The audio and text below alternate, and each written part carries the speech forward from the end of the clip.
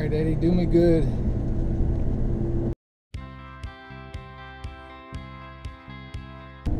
And you gotta get settled, buddy. You gotta stop eating. You don't fit much. 3/4 of a mile, turn left. US 41. I saw the sign back down the road where it starts. Couldn't start much further away.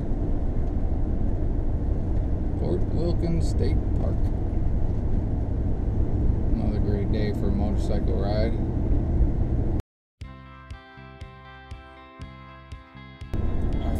I already picked up the been there, done that t-shirt. So we're good on that front.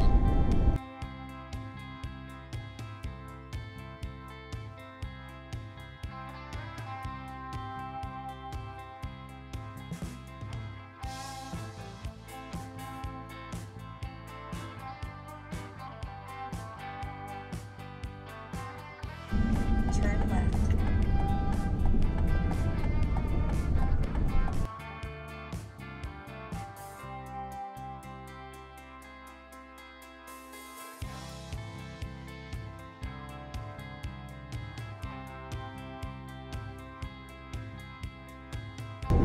I'll also say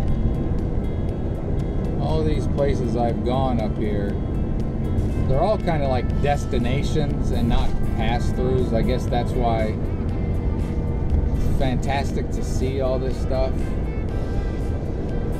but it leaves you thinking it would have been nice to see more of it.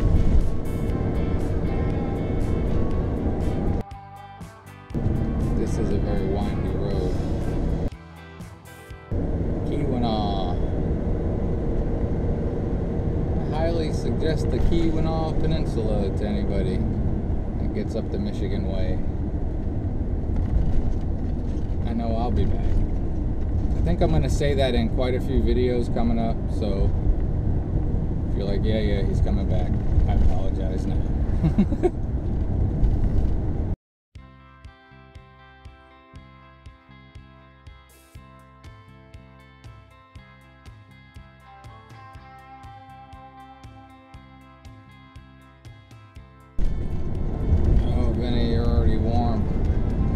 Had the air on, trying to get as cool as I could in here before leaving. I was surprised it didn't get cold last night. Again, Marquette, it got down to 46 last night. I kept going, what's wrong? Why is it not cold in here? Didn't see any moose. I'd rather see them when I'm not driving. Be honest. If you like nice drives, I think you can see, hopefully with the GoPro, this is a nice one.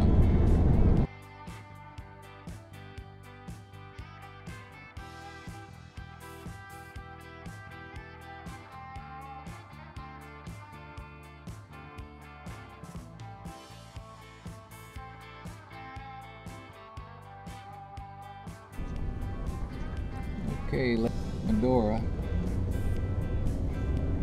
Yeah, Lake Medora. Beautiful lake. Yeah, Ben, get back there. Come on, buddy, get settled.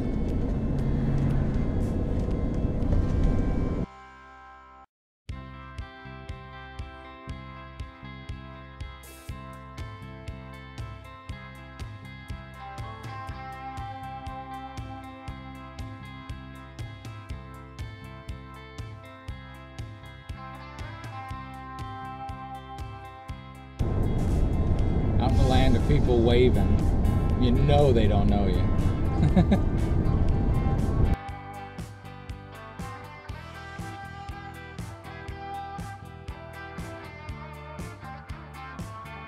So 90, we'll call it 90,100 miles. But I seriously think I could do a month up here easy. Easy. And still not see most other wonderful things.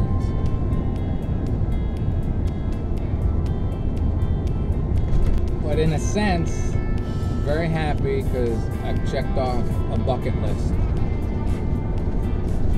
I've always wanted to do the UP, and I think I've said before, if I'm repeating, I'm sorry. You just get talking. But all I've done before is come straight down 75 from Sault Ste. Marie. When I was as a kid, I always liked looking at maps. I never got to read them as well as I should have. I'm decent at it, and now I'm terrible because I just use the GPS. I get a map out, find cities, put it in there. But I've always seen that Keweenaw Peninsula. I'd like to get up in that arm. Check, I'm there. Went to the very end of it.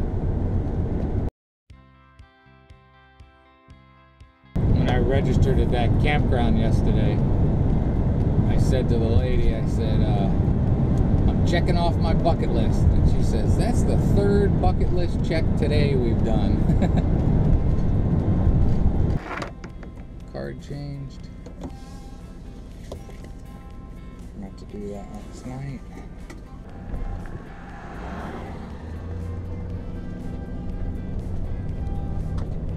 Alright, come on, Vin. Brakes did not feel warm. Still on schedule to get there before 11. You just know when you know something's not right, you become ultra paranoid about it. And there's a part of me that thinks if I was careful, I could get all the way back to Ohio, but man, I don't want to try that. I want them to at least take a proper look at it.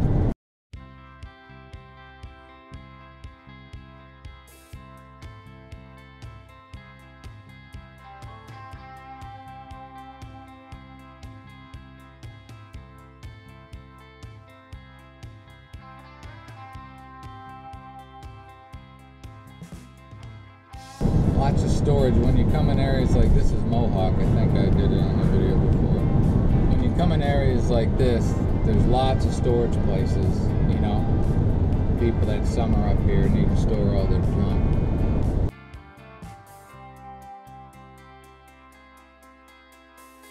I won't record any more of this because we've probably already seen it.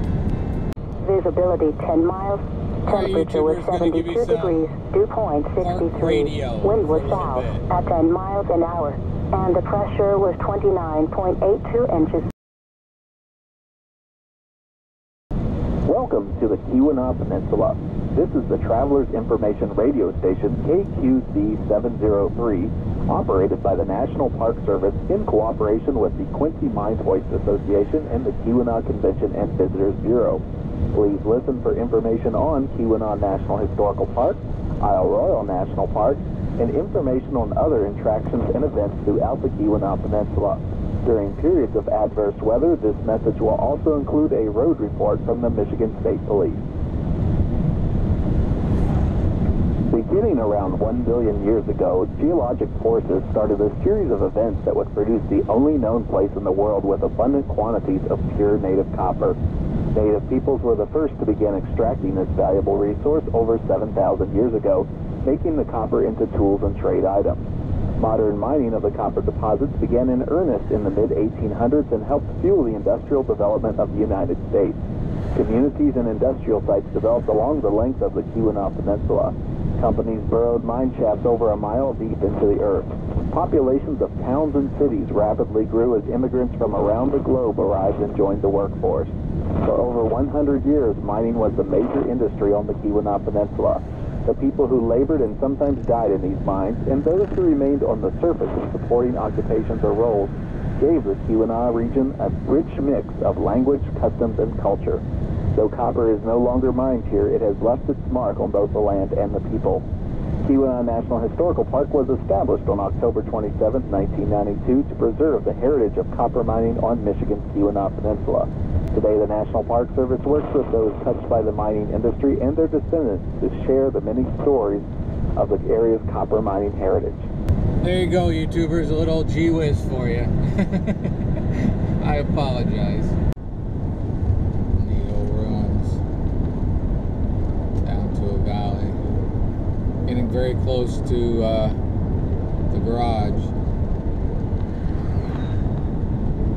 Nervous.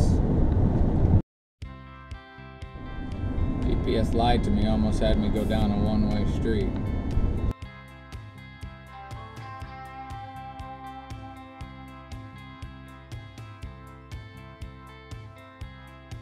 Arriving at destination on right.